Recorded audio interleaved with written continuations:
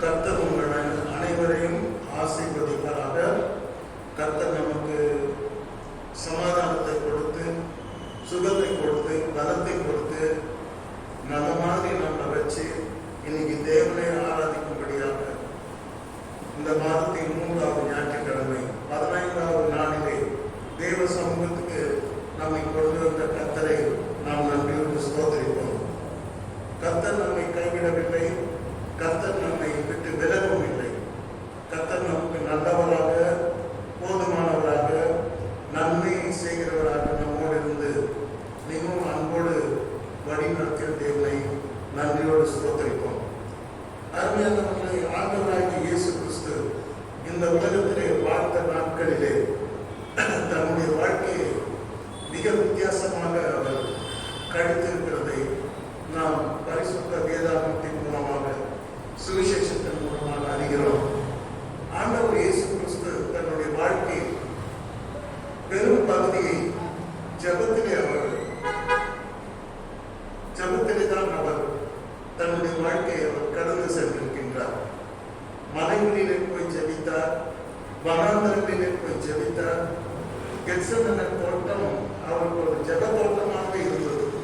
பல முறை அங்கே போய் சென்று ஓய்வெடுப்பதும், சீடர்களோடு ஜெபிப்பதும், சீடர்களுக்கு உபதேசிப்பதும் அங்கே ஒரு பெரிய ஒரு ஊழியமே அந்த இடத்தில் நடந்திருக்கிறது. ஆண்டவர் தன்னுடைய வாழ்நாளில் பெரும் பகுதியை அவர் ஜெபத்திலே கழித்தார் என்பதை நாம் எல்லாரும் நன்கு அறிவோம். ஆண்டவர் ஞானஸ்நானம் எடுத்து கரையேறின உடனே அவர் ஜெபிக்க தொடங்கினார். அந்த ஜெபம் சிலுவையில் அறையப்பட்டு, இதாவே உன்னுடைய கரங்களில் என் ஆவியை ஒப்புக் கொடுத்தேன் என்று சொல்லுகிற வரைக்கும் ஆண்டவர் ஜெபித்துக் கொண்டே இருந்தார். இது ஒரு நமக்கு நல்ல பாடமாக இருக்கிறது. நாம் ஆண்டவருடைய அடிச்சுவடுகளை பின்பற்றுகிற நாம் எல்லாவற்றுக்காகவும் நாம் ஜெபிக்க வேண்டும். எல்லா சூழ்நிலையிலும் நாம் ஜெபிக்க வேண்டும். நம்முடைய வாழ்க்கையே ஒரு ஜெப வாழ்க்கையாக நாம் மறுரூபப்படுத்த வேண்டும், டிரான்ஸ்ஃபார்ம் பண்ண வேண்டும். ஆகவே சுவாசம் நமது மூச்சாக இருக்க வேண்டும். நம்முடைய சுவாசம் ஜபமாக இருக்க வேண்டும். நம்முடைய சுவாசம் நம்முடைய மூச்சாக இருக்க வேண்டும். ஆக இயேசு கிறிஸ்து ஆண்டவர் ஒரு ஜப வீரராக இருந்தார்.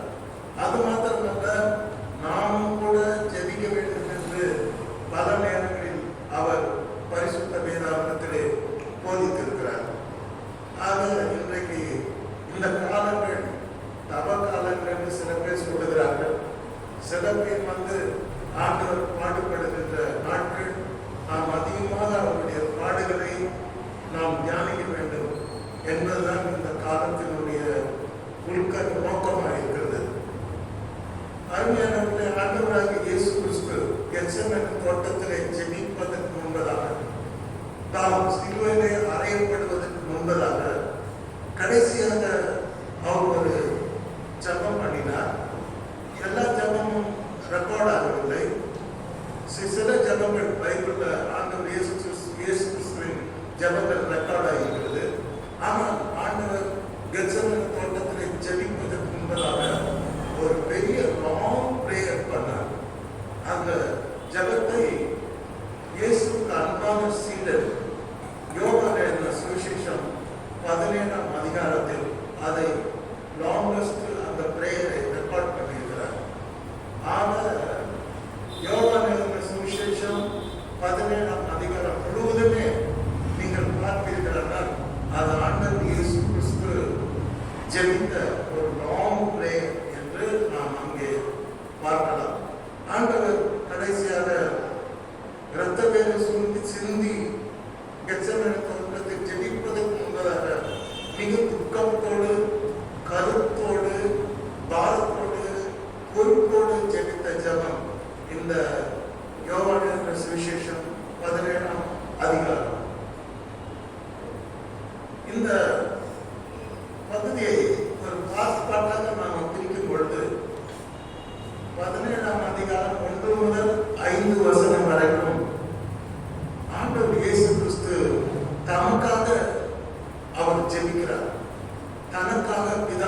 ஜெபிக்கிறார். தான் என்ன செய்வேன் என்பதை அவருக்கு சொல்லி ஜெபிக்கிறார். தனக்காக ஜெபித்த ஜெபம் தான் 1 முதல் 5 வசனம் வரைக்கும். மறுபடியும் 9வது வசனத்திலிருந்து 19வது வசனம் வரைக்கும் தன்னுடைய சீடர்களுக்காக அவர் ஜெபிக்கிறார். நம்மால் தெரிந்து கொள்ளப்பட்ட 12 சீடர்களுக்காக அவர் மிக ஊக்கமாக ஜெபிக்கிறார். காரணம், இவர் விட்டு செல்ல போகிற இந்த பணியினை அவர்கள் தொடர்ந்து இந்த உலகத்தை கொண்டு செல்ல வேண்டும். ஆண்டவருடைய இறுதி நாட்கள் வந்த பொழுது அவர் அதிக ஊக்கமாக தாம் தெரிந்து கொண்ட 12 சீடர்களுக்காகவும் அவர் இந்த 10 வசனங்களை கொண்டு அவர் ஜெபிக்கிறார். மறுபடியும் 20 முதல் 24 வரை உலகம் முழுவதும் இருக்கிற எல்லா சீஷர்களுக்காகவும் ஆண்டவர் ஜெபிக்கிறார்.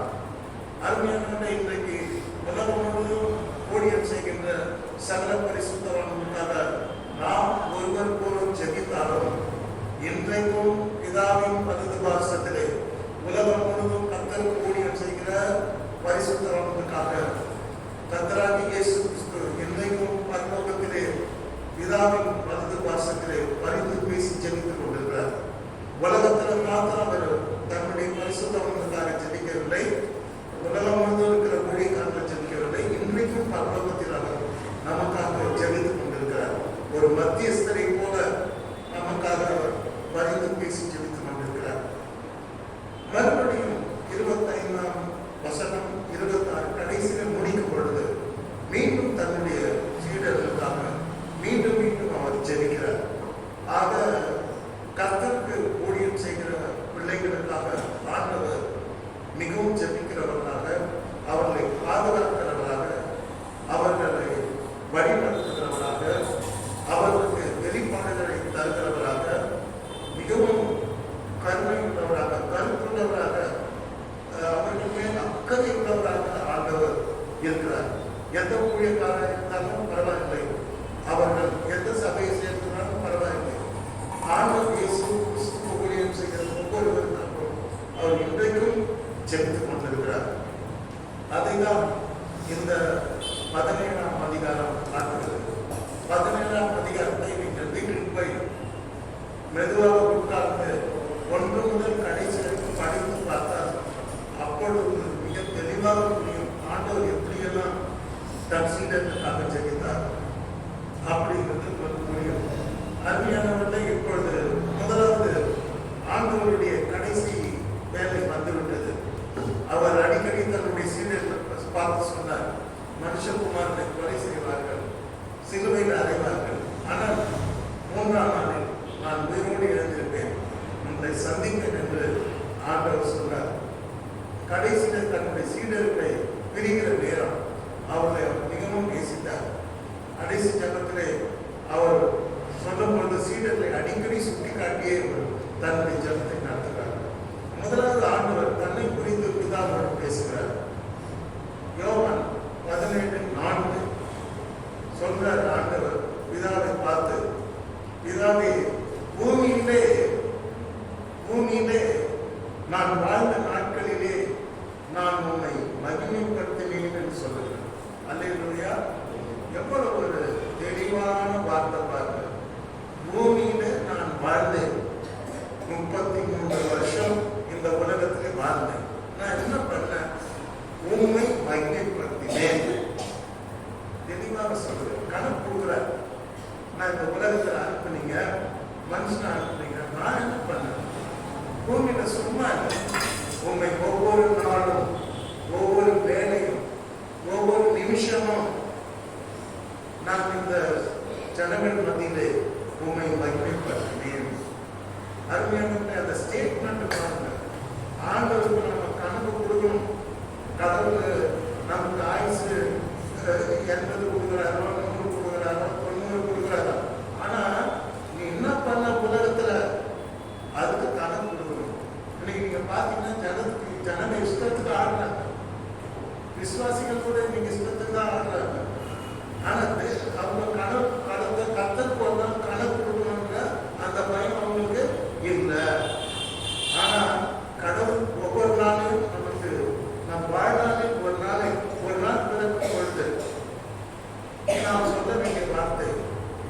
ஆண்டவரே எனக்கு என் வாழ்க்கையில் வரலாம் கூட்டு கொடுத்துருக்கு, உனக்கு ஸ்தோத்திரம். அப்போ கர்த்தர் நமக்கு 40 வயசு நீங்க இருக்கலாம், நான் 75 வயசா இருக்கலாம். கடவுள் கொடுத்த வாழ்நாள நம்ம என்ன பண்ணோம்? நம்ம சாப்பிட்டோம், குழந்தை பெற்றோம், அதுக்கு கட்டி கொடுத்தோம், வேற குட்டியை பார்த்தோம், சரி எல்லாம் பண்ண. ஆனா நீ தேவனை மகிமைப்படுத்தினாயா? அதான் கேள்வி. நீங்க ஏனத்தை பற்றி படிக்கும்போது அவன் இந்த உலகத்திலே 356 வருஷம் வாழ்ந்தார். ஆனா குமாரரையும் குமாரத்தைகளையும் பெற்றார். குமாரர்களையும் குமாரத்தையும் பெற்றார். ஆனா எத்தனை பேர் குமாரர், எத்தனை பேர் குமாரத்தைகள் சொல்லி பெற்றார் ஆகல. ஆனா தேவனோடு சஞ்சரித்தான். அல்லேலூயா. What a great testimony Bible talks about. எனக்கு குறித்து வேதம் சாட்சி கொடுக்கிறது. என்ன சாட்சி கொடுக்கிறது? பிரம்மச்சாரியா வாழ்ந்தான், நம்ம ஜீசஸ் மாதிரி அப்படின்னு இல்லை, மனைவியோட வாழ்ந்தான், குமாரர்களும் குமாரிகளையும் குமாரத்தையும் பெற்றான், குடும்ப வாழ்க்கை சூப்பரா பண்ணாரு. ஆனா அதே சமயத்தில் அவங்க பண்ணாரு, தேவனோடு சஞ்சரித்தார். நீ நம்ம அநேக பேரை பார்க்கிற காரணம் சொல்றது என்ன தெரியுமா? குடும்ப பிரச்சனைகள் சொல்லுவாங்க. ஏன் ஊழியம் செய்யறதில்லை, ஏன் ஜெபிக்கிறதில்லை, ஏன் ஆத்மாதாயம் பண்றதில்லை, ஏன் சுவிசேஷத்தை சொல்றதில்லை, ஆண்டவருக்கு ஒரு மகிமையா நீ வாழ மாட்டியான்னு கேட்டா குடும்பத்தை தான் அவங்க வந்து ரெஃபர் பண்ணி காட்டுவாங்க. ஆனா நம்ம தவறு நமக்கு குடும்பம் தேவனை மகிமைப்படுத்துவதற்கோ, தேவனை சேமிப்பதற்கோ, அவருக்கு ஊழியம் செய்வதற்கோ, அவர் ராஜ்யத்திற்கு நாம் சாட்சியம் நிற்பதற்கோ நம்ம ஒரு காலம் குடும்பம் தடையாடுறது வாய்ப்பு கிடையாது. ஏன்னு கேட்டீங்கன்னா இது ஏன் ஒரு நல்ல சாட்சியாக இருக்கிறார். குமாரன் ஜெபிக்கும் பொழுதே கர்த்தர் பரலோகத்தை அவன் என்ன பண்ணாரு? எடுத்துக்கொண்டார். When he was praying, he was taken by God to the heaven. Bible கரெக்டா சொல்றது. அவன் பரலோகத்துக்கு எடுத்துக்கொள்ளப்பட்டான். தேவனோட சஞ்சரித்தினுடைய முடிவு, தேவனோடு கூட ஜபத்திலே உறவாளர்களோடு முடிவு, தேவனோடு கூட ஐக்கியமாயிருக்கக்கூடிய எண் என்னன்னா ஒரு நாள் அவர்களை என்ன பண்ணார்? பரலோகத்துக்கு எடுத்துக்கொள்ளுவார். நமக்கு எவ்வளவு காலம் நம்ம வாழணும் அப்படிங்கிறது பெருசு கிடையாது. நான் கிறிஸ்தவனா இத்தனை வருஷம் பூமியில வாழ்ந்தேங்கிறது பெருசு கிடையாது. ஆனால் வாழ்க்கையில ஏன் தேவனுக்காக நீ என்ன செய்தாய்?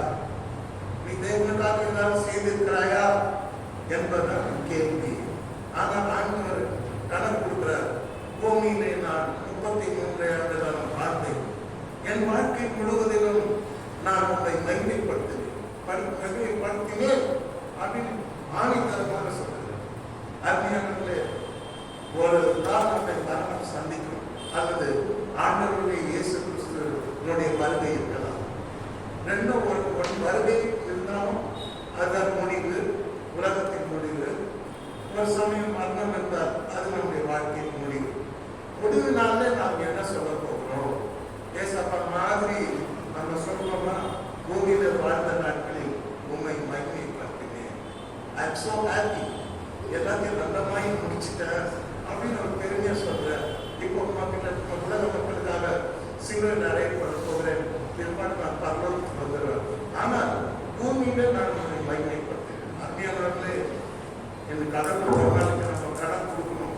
கடவுள் கொடுத்தாரு, ஆயுசு கொடுத்தாரு, சுகத்தை கொடுத்தாரு, பலத்தை கொடுத்தாரு, நமக்கு நல்ல வாழ்க்கையில படிப்பு கொடுத்தாரு, நல்ல உத்தியோகம் கொடுத்தாரு, நல்ல சம்போதியம் கொடுத்தாரு, நல்ல மாதிரி கடவுள் வச்சு விட்டாரு. இன்னைக்கு பாத்தீங்கன்னா உலகம் முழுவதும் பேனிக். நமக்கு ஒரு பெரிய சமாதானத்தை கடன் கொடுத்துட்டாரு. இந்த வாழ்க்கையில நாம தேவனை என்ன பண்ணணும்? மகிமைப்படுத்தணும். அல்லேலூயா. தேவனை நீங்கள் மகிமைப்படுத்திருக்கிறீர்களா? அதுதான் இன்னைக்கு. தேவனை மகிமைப்படுத்துவது எப்படி பாஸ்டர் அப்படின்னு கேட்டீங்கன்னா, சங்கீதம் 50:23 1, சங்கீதம் 50:23. இங்க நாம பார்க்கிறோம் அழகான ஒரு வசனம் இது. ஸ்தோத்திர பலியிடுகிறவன், ஸ்தோத்திர பலியிடுகிறவன், ஸ்தோத்திரம் என்பது ஒரு பலி. அந்த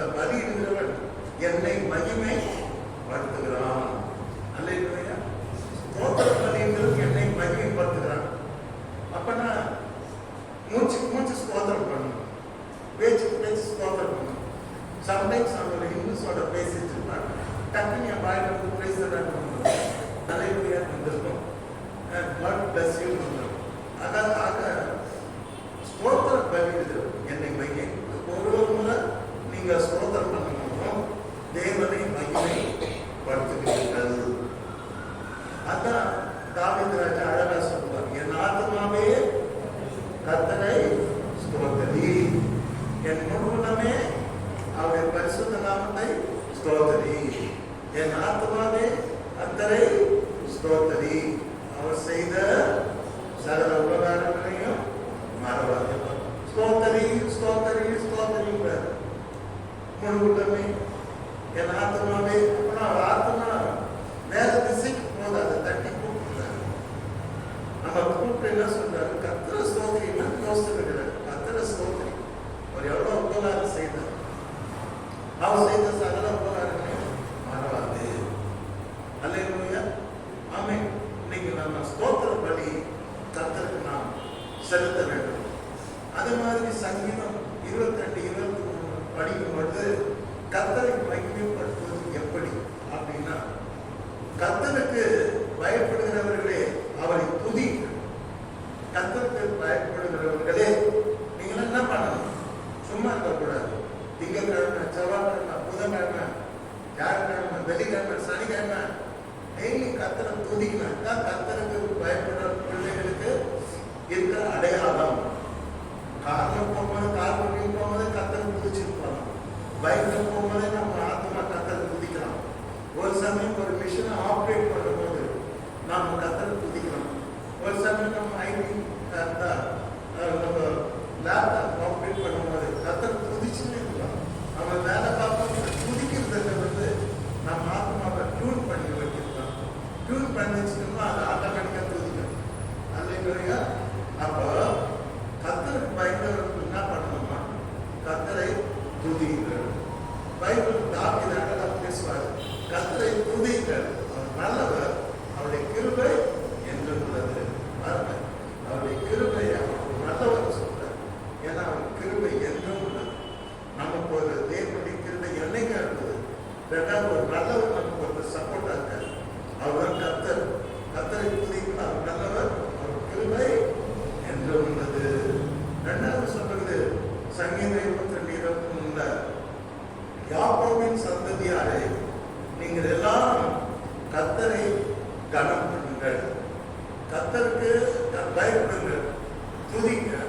இன்னொரு பக்கம் கர்த்தரை கனம் பண்ணுங்க. இன்னைக்கு நாம் கர்த்தரை கனம் பண்ணுகிறோமா? இன்னைக்கு தேவனை ஆராதிக்கிற வந்திருக்கோம், நீங்க எல்லாம் கர்த்தரை கனம் பண்றீங்க. அதே சமயத்தில் வராதவர்கள் கர்த்தரை இன்னைக்கு கனம் பண்ணுங்க. என்னை கனம் பண்ணுகிறவர்களை நானும் கனம் பண்ணுவேன். என்னை யாருன்னா கனவீனப்படுத்தினா நானும் கனவீனப்படுத்துவேன் அப்படின்ற அந்த வசனத்தை பார்க்கும்போது படிக்கும்போது பயமா இருக்கும். கர்த்தர் கூட இப்படி சொல்றாரு, அம்மா நீ என்னை கனம் பண்றேன்னா, என்னை மையப்படுத்துறேன்னா நானும் உன்னை வீக் பண்ணிடுவேன், உன்னை கனவீனப்படுத்தின இந்த உலக வாழ்க்கையை சாப்பிடுவேன்.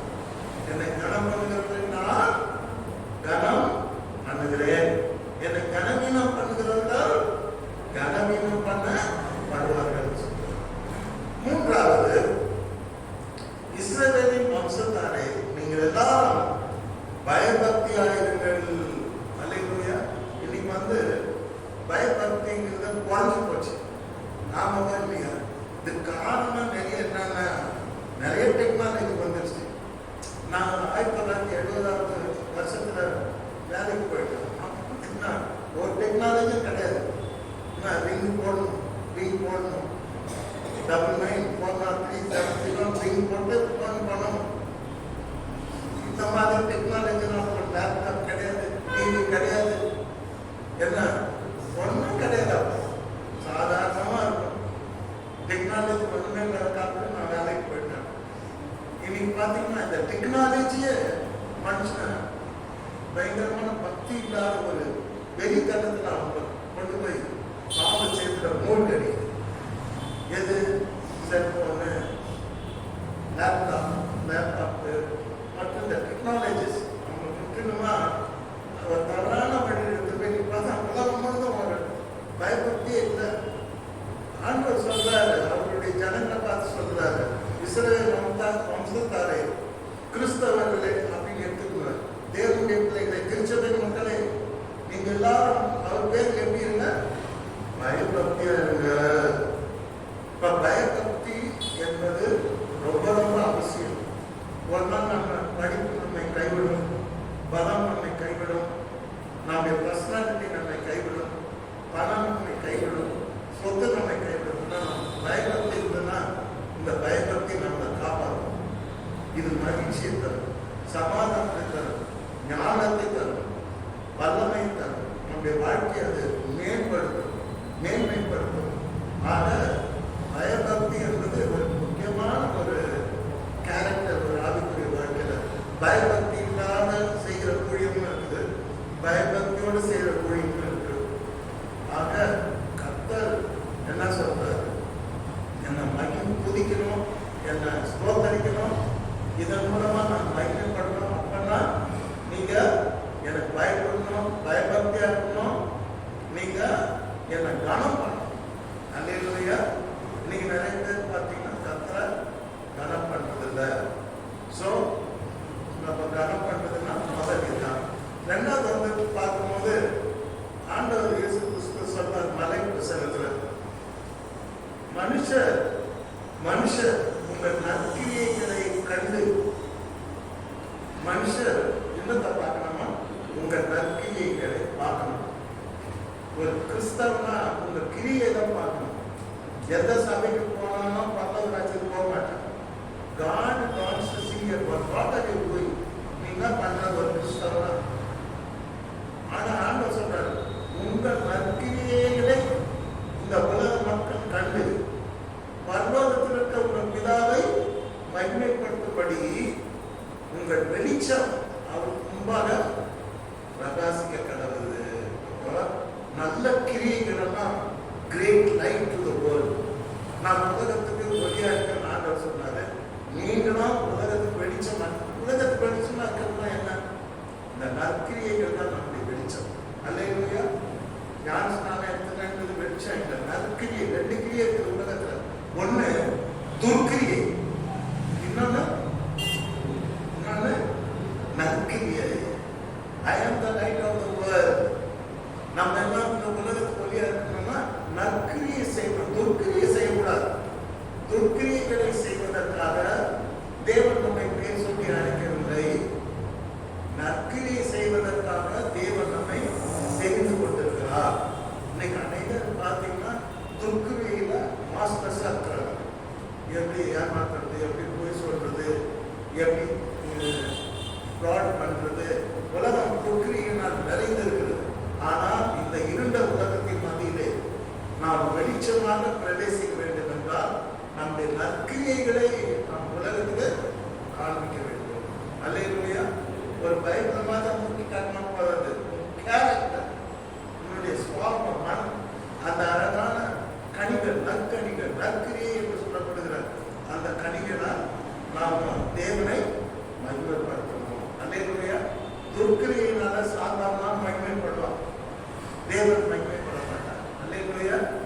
நீங்க நிறைய பேர் பயந்து எடுத்துக்கிட்டே துர்க்கிரியை பண்றாங்க. ஆனா உண்மையான தேவனுடைய பிள்ளைகள் பயன்படுத்தி நற்கிரியை பண்றாங்க, உலகத்துக்கு வெளிச்சம் வீசுறாங்க, இருளில் இருக்கிற ஜனங்களை வெளிச்சத்துக்கு கொண்டு வராங்க. இப்ப நாம வேற விஷயத்துக்கு போறோம். நற்கிரியைகள் மூலமாக தேவன் மகிமைப்படுகிறார். அடுத்து வந்து கனிவுள்ள வாழ்க்கை. கனிவுள்ள வாழ்க்கை நமக்கு இருக்கும்.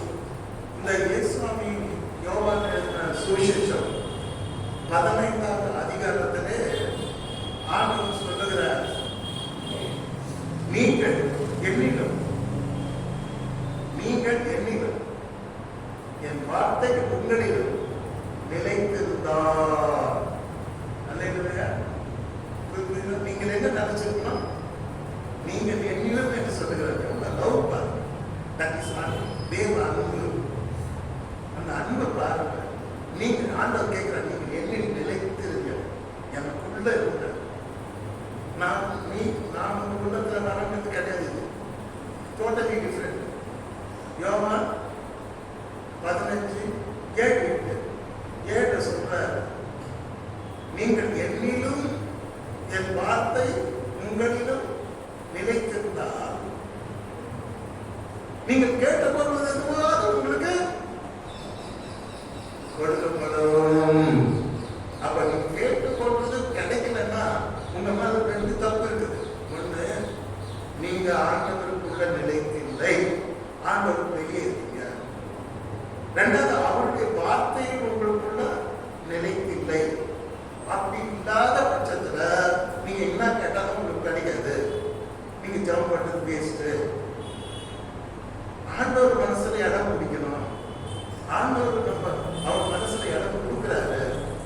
அந்த இடத்துல கொடுக்குற ஆண்டவருடைய உள்ளத்துல போய் நம்ம உட்கார்ந்து சீட்டர்களை பார்த்து சொல்லுகிறார், கடைசி நாட்கள் அவர் சிவில் அறைக்குள்ள போகிறார், கிட்ட காலம் வந்து விட்டது, நீங்கள் என்னை நினைத்திருங்கள் என்று சொல்லுகிறார். இல்லையா? God loves us. கர்த்தர் வந்து அவருக்குள்ள நாம வாழ்கிற அளவுக்கு நம்மை நேசிக்கிறார். நமக்குள்ள தேவன் அவர் எனக்கு வாசமா இருக்காது. வேற விஷயம். நீங்கள் என்னிலுக்குள்ள இருங்கன்னு கேட்டுக்கிறார். நீங்கள் என்னிலும் என் வார்த்தைகள் உங்களுக்கு நமக்குள்ள அவருடைய வார்த்தை இருக்கணும். அவர் வார்த்தை இருக்கணும்.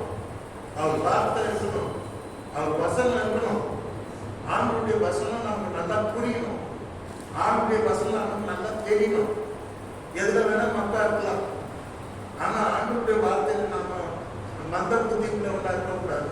ஆண்டவர் வீட்டு அந்த பிற்பாடு சீடர்களை கடிந்து கொண்டார். இந்த வேத வசனத்தை கூட புரிஞ்சு கொள்ள முடியாத மந்த இதை கொண்டவர்கள் நான் உங்களுக்கு சொல்லவில்லையா அப்படின்னு கேட்கிறேன். அப்ப பாருங்க, அப்படி வார்த்தைக்கு நாம் இடம் கொடுக்க வேண்டும். நம்முடைய இருதயத்திலே அவருடைய வார்த்தையை நிலைத்திருக்க வேண்டும். அதுக்கு கிடைக்கல. பலன் என்ன, அவார்டு என்ன, நீங்க என்ன கேட்டாலும் அதை நான் உங்களுக்கு கொடுப்பேன். அல்லையா? என்னதான் கேட்க நான் உங்களுக்கு தருவேன் அப்படிங்கிற சொல்றாரு. நீங்கள் மிகுந்த கனிகளை கொடுப்பதினால் என் பிதா மகிமைப்படுவார், எனக்கும் சீஷராய் இருப்பீர்கள். அப்ப நாம் அவரிலும் அவருடைய வார்த்தைகள் நம்ம நிலைத்திருந்தால் நம்ம கேட்டுக்கொள்வது எதுவோ அது கொடுக்கப்படும். 2வது, நாம் அவருக்கு சீஷர் என்பதற்கு அதுதான் அடையாளம். 3வது, அப்படிப்பட்ட வாழ்க்கை செய்வதன் மூலமாக நாம் மிகுந்த கனிகளை நாம் என்ன பண்ணோம், கொடுப்போம். அல்லேலூயா. சோ நாம் கனிகளை கொடுக்க வேண்டும் என்று ஆண்டவர் விரும்புகிறார். கனி தரும் வாழ்க்கை, கனி தரும் வாழ்க்கை அனைவரை திருப்தியாக்குகிறது. கனி மரத்தை சாப்பிடும்போது ரசித்து சாப்பிடணும். மாம்பழம் சாப்பிடும் போது அப்போ ரசித்து சாப்பிடணும். வரும்போது இந்தியாவுக்கு வந்தாங்க. அப்போ அவங்க கேட்டாங்க, கடைசியில் கேட்டாங்க, உங்களுக்கு என்ன வேணும் சிகிச்சை கேட்டோம். அவர் சொன்னாங்க, மாம்பழம் ஜூஸ் வேணும். அப்போ சீசன் இல்லை, எங்கே தேடி பிடிச்சி 5 ஸ்டார் ஹோட்டலுக்கு கொண்டாங்க. அவர் ஆர்டிக்கல் படித்தார், மாம்பழம் ஜூஸ் குடித்தார். ரொம்ப ரசிச்சு கொடுத்தாரு. ஒரு அமெரிக்காவில் இருக்கிற ஒரு ஜனாதிபதி. அதாவது கனி வந்து நாம் பிறருக்கு நாம் சுவையாக வாழ வேண்டும், பிறருக்கு நாம் ஆசீர்வாதமாக வாழ வேண்டும், பிறர் நம் மூலமாக ஆறுதலான வார்த்தை கேட்க வேண்டும், அன்பான வார்த்தை கேட்க வேண்டும், நம் மூலமாக சுகம் அடைய வேண்டும், நம் மூலமாக அநேகர் பர்வத ராஜ்யத்தில் பிரவேசிக்க வேண்டும், நம் மூலமாக ஆண்டவருடைய நற்செய்தியை கேட்க வேண்டும். அதுதான் கனி கொடுக்கின்ற வாழ்க்கை. கர்த்தர் உங்களை ஆசீர்வதிப்பாராக. கர்த்தருக்கு ஸ்தோத்திரம். அடுத்தபடியாக நாம் பார்க்கும் பொழுது ரோமாபுரியருக்கு பவுல் எழுதின நிருபம் 15ஆம் அதிகாரம் 6ஆம் வசனம் 7ஆம் வசனம் நான் படிக்கிறேன். பொறுமையும் ஆறுதலையும் அளிக்கும் தேவன். பாருங்க, என்ன கொடுக்குறாங்க, எல்லாருமே ஏதாவது கிடைக்கும், எல்லாம் கடவுள் கிட்ட போறோம்னா ஏதாவது அது கிடைக்கணும் இது கிடைக்கணும் தான் போகும். ஆனா நம்ம தேவன் என்ன கொடுக்குறாங்க, பொறுமையையும் ஆறுதலையும் அளிக்கும் தேவன். 2 கொடுக்குறார். 1 பொறுமை. பொறுமை இல்லைங்க, பொறுமை இல்லை என்னங்க லாபம் அப்படின்னு நீங்க நினைக்கணும். பொறுமையில தான் விஷயமே இருக்குது. பொறுமை வார்த்தையில பொறுமை இருக்கும். நீங்க நிறைய பேருக்கு வார்த்தையில பொறுமை இல்லாம வாழ்க்கையை அழிச்சிடுறாங்க. வார்த்தையில பொறுமை இல்லாம சமாதானத்தை அழிச்சிடுறாங்க. வார்த்தையில பொறுமை இல்லாம ஒரு பிராணி ஒரு கொந்தளிப்பு உண்டாக்கிட்டாங்க ரொம்ப சுலபம். ஆகவே வார்த்தையும் பொறுமை. யாக்கோபு நிருபத்தில் எழுதும்போது அழகா சொல்லுவார், கோபப்பட்டதுக்கு தாமதமா இருந்தார், பேசுறதுக்கு எப்படி இருக்கார், பொறுமையா இருந்தார். டபாண்டமா பேசாது. நீங்க சில பேர் பார்த்தா டபாண்டமா பேசுவாங்க, ரொம்ப தப்புங்க. பேசுறதுக்கு பொறுமையா இருங்க. ஆக வார்த்தையின் பொறுமை, பேசுவதின் பொறுமை தேவை. டக்கு டக்குன்னு பேசுறது ரொம்ப ஆபத்தானது. இப்போ நான் அன்பா பேசுவேன், குழந்தை மாதிரி நல்லா பேசுவேன், அது வேற விஷயம். ஆனா பேச்சின்னு வரும்போது பொறுமையாக பேச வேண்டும். அப்புறமா வாழ்க்கையில பொறுமை வேண்டும். இல்லைன்னா அந்த வாழ்க்கை அழிக்கும். வாழ்க்கையில பொறுமை, வாகனத்துல பொறுமை இருக்கணும். வாகனம் பண்ணும் போது இஷ்டத்துக்கு போட்டுக்கலாம். நீ 200 மைல் வேகத்தை கூட பாடலாம். 180 வரைக்கும் நிச்சயமா வாட்ட முடியாது. ஓட்டினீங்கன்னா உங்க கண்ட்ரோல் இருக்காது. நீங்க நின்றுனா நிற்காது, அது போய் அங்கதான் போய் நிற்கணும். இல்ல நல்ல கிழக்கு வந்து வாகனத்திற்கு பொறுமை கேட்டீங்கன்னா, நியாய தீர்ப்பு செய்வதில் பொறுமை. ஜட்ஜி பண்ணக்கூடாது யாரையும். அவர் இப்படி சார், இவர் இப்படி ரம்யா மாசமா இருந்தது கிடையவே கிடையாதுன்னா அவங்க நல்லவங்களா தப்பா ஜட்ஜ் பண்ணக்கூடாது. ஆதாரம் கேட்டதும் பொய், கண்ணால பார்த்ததும் பொய். அப்ப எல்லாம் மெய், ஈர விசாரிப்பது மெய். அதனால யாரும் என்ன பண்ணக்கூடாது, இவன் நல்லவன் கெட்டவன் நியாயத்துக்கு செய்யக்கூடாது. ரொம்ப பொறுமை இருக்கணும் நமக்கு. எனக்கு ஒரு குணம் இருக்குது, எங்க வயசு நான் சொன்னாலும் ஏற்றுக்க மாட்டேன், எங்க பிள்ளைங்களை பத்தி சொன்னாலும் ஏற்றுக்க மாட்டேன். நானா பார்த்து நானா கண்டுபிடிச்சு ஆமா கரெக்டுன்னா நான் கேட்பேன். போய் கூட சொல்லிப்போம், எல்லாம் பேசுவோம். எந்த சொன்னாலும் சரி, சர்ச்சு பார்த்து சொன்னா கூட எடுத்துக்க மாட்டேன். நானா பார்த்து நானா கண்டுபிடிச்சாதான் யாஸ் போடுவோம். நம்ம நியாயத்திற்கு நம்ம செய்யக்கூடாது. அது அது நமக்கு ரொம்ப பொறுமை. யாரும் குற்றவாளிகள் என்ன பண்ணாதிருக்காங்க, என்ன பண்ணாதிருக்காங்க, தீர்க்காதிருக்காங்க. கர்த்தர் வருஷம் அந்த குற்றத்தை மன்னிச்சு நிற்பாரு. நீ நியாயம் தெரிஞ்சுன்னா நீ குற்றவாளி ஆயிடுவ. கர்த்தர் உன்னை போட்டு தள்ளிடுவார். நான் தான் மன்னிச்சுட்டேன், அப்புறம் நீ நான் போய் சிலம்பு சுத்துற, சிலம்பு சுத்தக்கூடாது. நான் தான் மன்னிச்சுட்டேன், நான் நீங்க பண்ணல கலாட்டா. ஓகே, யாரும் தீர்ப்பு செய்வதில் பொறுமை. அருமையானவர்களை, இன்றைக்கு இன்னும் அநேக காரியத்துல அபிஷியலா பார்க்கும்போது கூட நம்மளுடைய அலுவலக வாழ்க்கையில ரொம்ப பொறுமை இருக்கும். பொறுமை என்னன்னு வச்சுக்கலாம், தப்பு மேல தப்பு பண்ணணும். ஏன்னா அப்படிதான் ஒரு ஸ்டாஃப் நர்ஸ் ரொம்ப சீனியர் மருந்து கொடுத்து பண்றதுல ஈஸியாக ரொம்ப நடந்தது. பெலாத கொடுக்குறாரு பேஷண்ட், எரிமா எடுக்கிறதுக்கு மேல அவன் பெலாத கொடுத்து பயந்து போய் முன்னு அழுது கடைசியில் எப்படி அவன் ஒரு வழியாக சுகமாட்டான். ஸோ எல்லாவற்றிலும் இந்த பொறுமையை யார் கொடுக்க முடியும்?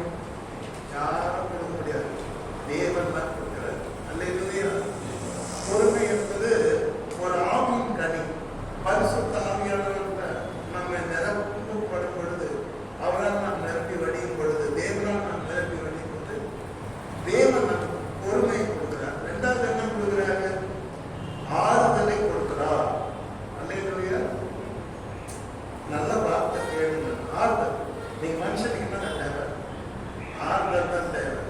ஒரு குழந்தை அழும்போது அந்த தாய், அந்த குழந்தை பேசாத குழந்தை கிட்ட தாய் பேசுவாங்க, அழாத, அம்மா இருக்கிற, தட்டி கொடுப்பாங்க, தொட்டு கொடுப்பாங்க, பயப்படாத பேசுவாங்க. குழந்தைங்க பேசுவாங்க, தெரியாது. ஆனால் அந்த குழந்தை ஒரு பெரிய ஆறுதல். அல்லேலூயா. லைக் தட் நம்ம அழும் போதெல்லாம் கடவுள் நமக்கு ஆறுதல் கொடுக்கிறார். ஆறுதல் கொடுக்கிறார். ஆறுதல் நாயகனாக நம்முடைய ஆறுதல் இருக்கிறார். தாயை போல தீர்த்தி, தந்தை போல அரவணைத்து நமக்கு ஆறுதல் கொடுக்கிறார்.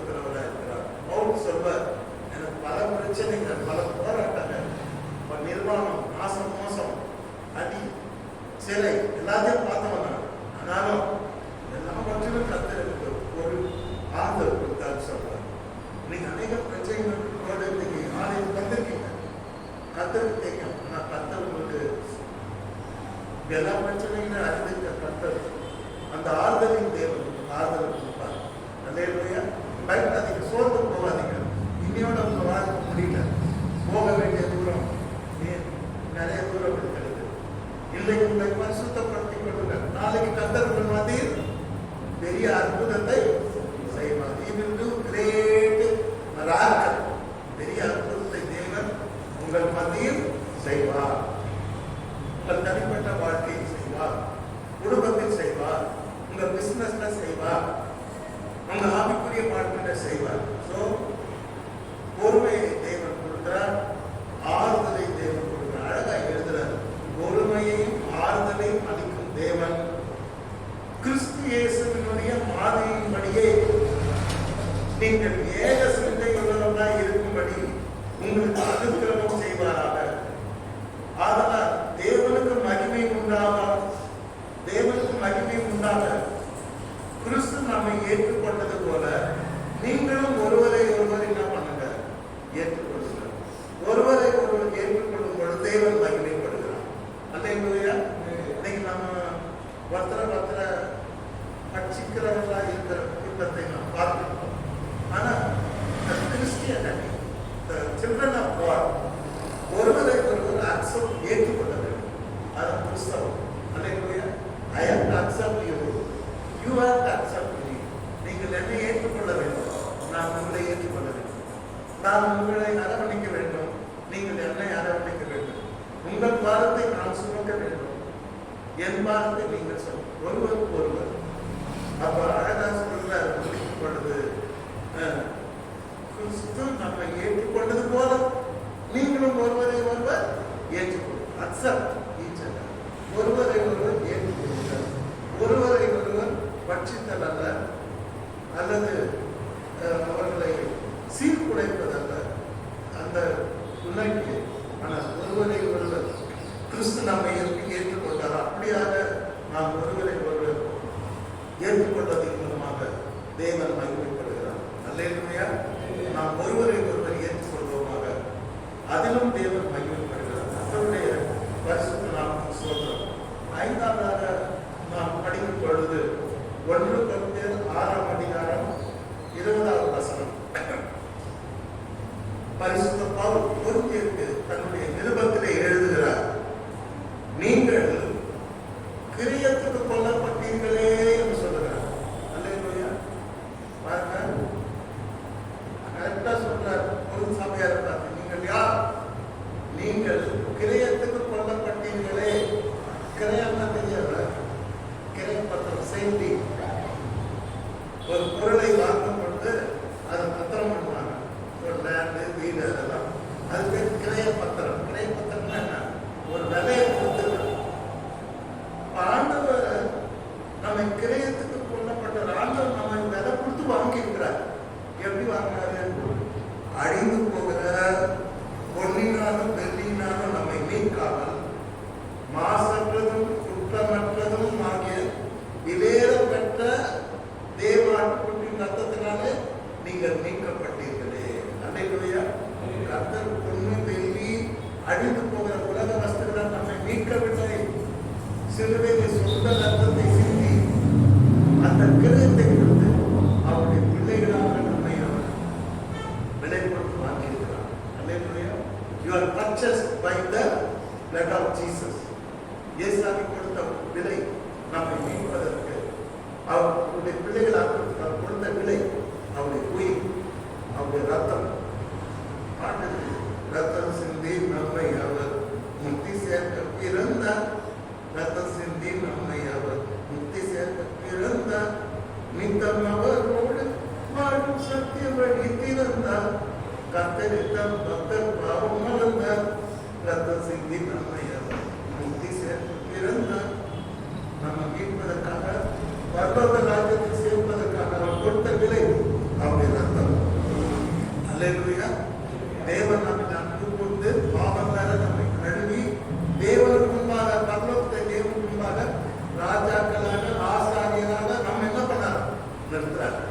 கோபா இவனுக்காக ரத்தம் செஞ்சு வரலாற்று வரலாம் ரத்தம் செஞ்சிருக்காரு, தேவனுக்காக எடுத்துருக்காரு. அதே எவ்வளவு சந்தோஷம். ஆகவே நீங்கள் சாதாரணமானவர்கள் அல்ல, தேவனா ஒரு கிரையம் கொடுத்து வாங்கப்பட்டவர்கள். அந்த கிரையம் என்னன்னா அவருடைய ரத்தம். அல்லேலூயா. நான் ஒரு பாட்டு அடிக்கடி இந்த மாசத்துல பாடணும். என் பாவத்தை நீக்கிட இயேசுவின் ரத்தம் தானே, என் உள்ளத்தை மாற்றிட இயேசுவின் ரத்தம் தானே. அழகு பாட்டுங்கிறது நம்ம பாட மாட்டோம். என் பாவத்தை நீக்கிட இயேசுவின் ரத்தம் தானே. நம்ம பெரிய பாவம் பாவத்தை நீக்கிட இயேசு பாவம் ரத்தம். நம்முடைய உள்ளத்தை மாற்றிட இயேசுவின் ரத்தம் தானே. இந்த ரத்தத்தினால நாம விலை கொடுத்து வாங்கப்பட்டிருக்கிறோம். ஆகையால் அடுத்து சொல்றார், தேவன் உடையவராகிய உங்கள் சரீரத்தினாலும். இந்த சரீரம் யாருக்கு சொந்தம்? யாருக்கு சொந்தம்? தேவனுக்கு உடையவைகள். This body belong to God. எல்லாரும் சொந்தம். My body belong to God. அல்லேலூயா. யாரும் சொந்தம் இல்லை. சொந்தம் இந்த உலகம் வரைக்கும், உலகத்தில் வாழ வரைக்கும் தான் சொந்தம். ஆனால் உலகத்தில் வாழும் பொழுதே தேவனுடைய பிள்ளைகளை ஆண்டவர் என்ன சொல்றார்? தேவனுக்கு உடையவைகளாகிய, தேவனுக்கு சொந்தமாகிய உங்கள் சரீரத்தினாலும். நிறைய பேர் நம்ம சரீரம் நம்ம தான் சொந்தம் நினைச்சிருக்கோம். தப்பு. நம்ம உடம்பு தேவனுக்கு சொந்தம். நாம் தேவனுடைய ஆலயமா இருக்கிறோம். தேவன் நமக்குள்ள வாசம் பண்ணுகிறார். ஆகவே தேவனுக்கு உடையவர்களாக உங்கள் சரீரத்தினால், உங்கள் ஆவியினால். நம்ம சரீரமும் அவருக்கு தான் சொந்தம், நம்ம ஆவியும் அவருக்கு தான் சொந்தம், எல்லாரும் தான் சொந்தம், நம்மளே அவருக்கு சொந்தம். அதான் அந்த பாட்டு பாடுவாங்க. அதாவது கடைசி பாட்டு எல்லாருமே லாஸ்ட்ல வரும். தந்தை தன் பிள்ளைகளுக்கு தயவோடு இருந்தாலும், தந்தை தன் பிள்ளைகளுக்கு எந்த வேலையாவது ரோடு நீ தங்கினார், எந்த வேலையாவது ரோடு நீ தங்கினார், சொந்தம் பாராட்டிய தூக்கி சுமப்பாரே, சொந்தம் பாராட்டிய தூக்கி சுமப்பாரே, என்னாலுமே தூக்கிப்பார், என்னாத்து மாதிரி என்னாலுமே தூக்கிப்பார். தந்தை தன் பிள்ளைகளுக்கு தயவோடு இருந்தாலும், தந்தை தன் பிள்ளைகள் எந்த வேலை நீ அவரோடு தங்கினார், சொந்தம் பாராட்டி என்ன பண்ணலாம்? குழந்தை அம்மா தூக்கு அழகா ஓடி போயிடும், இல்ல அப்பா தூக்குனா அழகா ஓடி போயிடும். அப்பா தூக்கி பெருக்கு போயிடுவேன், ஜாலியா போவார், அழுகுதான் பார்த்துட்டு அப்பா கூட ஜாலியா போவார். அல்லேலூயா, அல்லேலூயா. So like that, கர்த்தர் சொல்றாரு, கிரேத்து கொல்லப்பட்டது. ஆக தேவனுக்கு சொந்தமானவர்களாகிய உங்கள் சரீரத்தினாலும் உங்கள் ஆவினாலும் தேவனை மகிமை படுத்துங்கள். Your body belong to God, your soul belong to God, your spirit belong to God. உலகத்தில் வாழ்ந்தாலும் நாம் இயேசுக்கு சொந்தமானவர்கள். ஆகவே அவருக்கு சொந்தமான இந்த சரீரத்தை கொண்டு, ஆத்மாவை கொண்டு நாம் என்ன பண்ணணுமா? தேவனை மகிமைப்படுத்தணும். அல்லேலூயா. இது புரிஞ்சு போச்சுன்னு வச்சுக்கலாம், தானா தேவனை மகிமைப்படுத்தணும். கர்த்தருடைய பரிசுத்த நாமத்துக்கு மகிமை உண்டாவதாக. நீங்க பாத்தீங்கன்னா இயேசு கிறிஸ்துவினுடைய தாயார் ஒரு தரிசனம் பார்க்கணும். தரிசனத்துல யார் பார்க்கறாங்கன்னா, காபிரியேல் தூதனை பார்க்கறாங்க. தூதன் சொல்றார், உன்னதத்திலே இந்த வானத்தின் பூமி உண்டாக்கின அந்த தேவன், உன்னதமான தேவன் மனுஷனா வர போறார், உன் மூலமா அவர் பெற போறாரு, கர்த்தத்துல பெற போறார் அப்படிலாம் சொல்லிட்டு அவன் போயிடுவோம். எப்படி ஆரம்பம் எல்லாம் போயிடும். போயிட்ட பிற்பாடு அவங்க ஒரு ஜபம் பண்ணலாம். ஜபம் பண்ணணும்னு சொல்லுவாங்க. அப்பொழுது மரியாதை, என் ஆத்மா கர்த்தரை மகிமைப்படுத்தும். அல்லேலூயா. My soul glorifies God. My soul magnifies God. What is your soul doing now? ஆத்மா என்ன பண்ணிருக்குது? இதுக்கு ஆத்மா இப்ப என்ன பண்ணிருக்குது? கண்டேற்பேட்டில் இருக்குதா? அமெரிக்காவில் இருக்குதா? எங்க இருக்குது ஆத்மா? எங்க இருக்குது?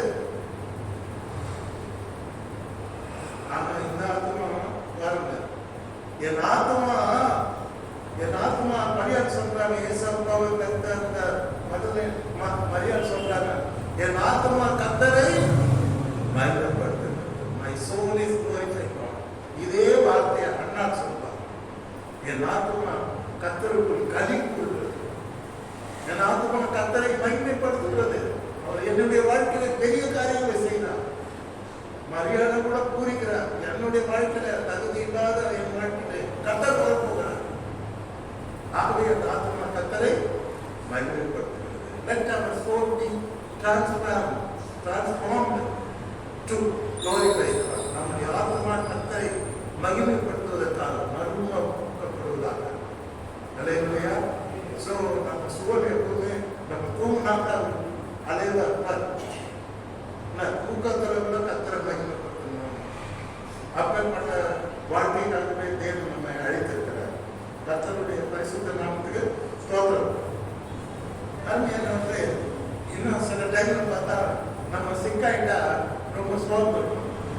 என்னடா நோய் வந்துருச்சு. சில பேர் நினைச்சுக்கோங்க, நான் என்ன பாவம் செய்ததான் தெரியல அப்படின்னு நினைச்சுப்பாங்க.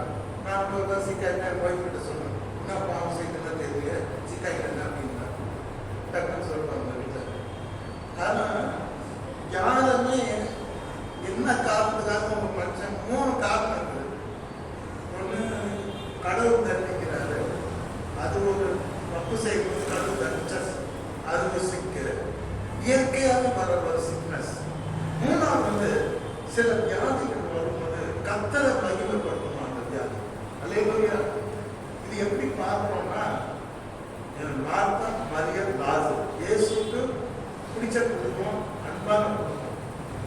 லாசர் மரணத்தை நோக்கி போறார். செய்தி அவருக்கு சொல்லப்படுது, ஆண்டவர்கள் உதவுறதுக்கு செய்தி அனுப்புறாங்க. இந்த மாதிரி நீ சிநேகிக்கிறவன் ரொம்ப டேஞ்சராக மரணத்தோட போராடினா போயிட்டாலும் போயிட்டோம். நீங்க வந்து அவன் என்ன பண்ணணும், நீ வந்து என்ன பண்ணணும், குணமாக்குமான்னு கேட்பாங்க. ஆனா ஆண்டவர் பாருங்க சொல்வாரு, இந்த வியாதி மரணத்துக்கு ஏதுவாயிராமல் தேவனுடைய மகிமை விளங்குவதற்கு ஏதுவாய் இருக்கிறது. தேவகுமாரனும் அதனால் மகிமைப்படுவார். என்ன மாதிரி விஷயம்? இந்த வியாதியின் மூலமாக தேவன் மகிமைப்படுவார். மனுஷகுமாரனும் மகிமைப்படுவார். It is going to this is going to bring great glory to God. இது ஆச்சரியமா இருக்குங்க. வியாதியின் மூலமாக தேவன் மகிமைப்படுவார்.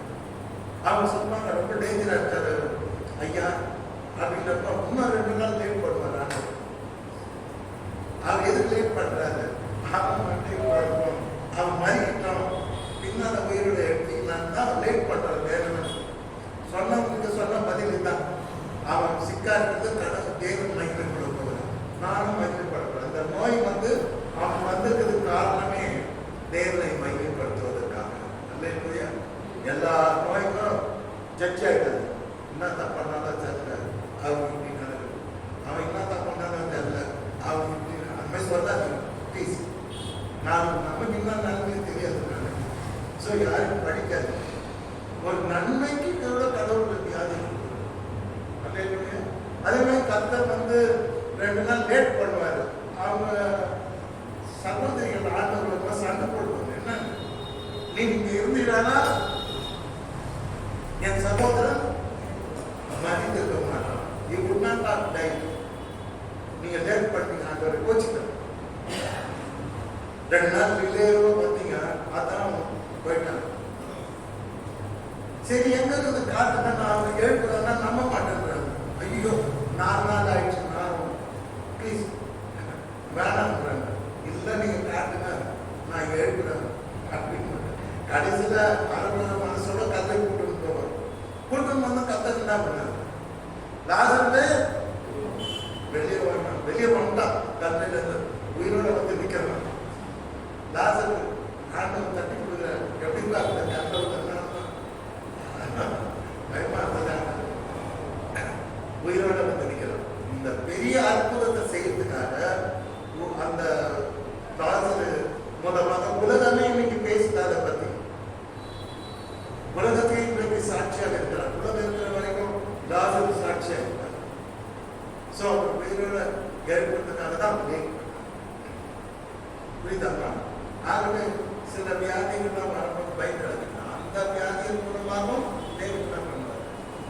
மகிமைப்படலாம்.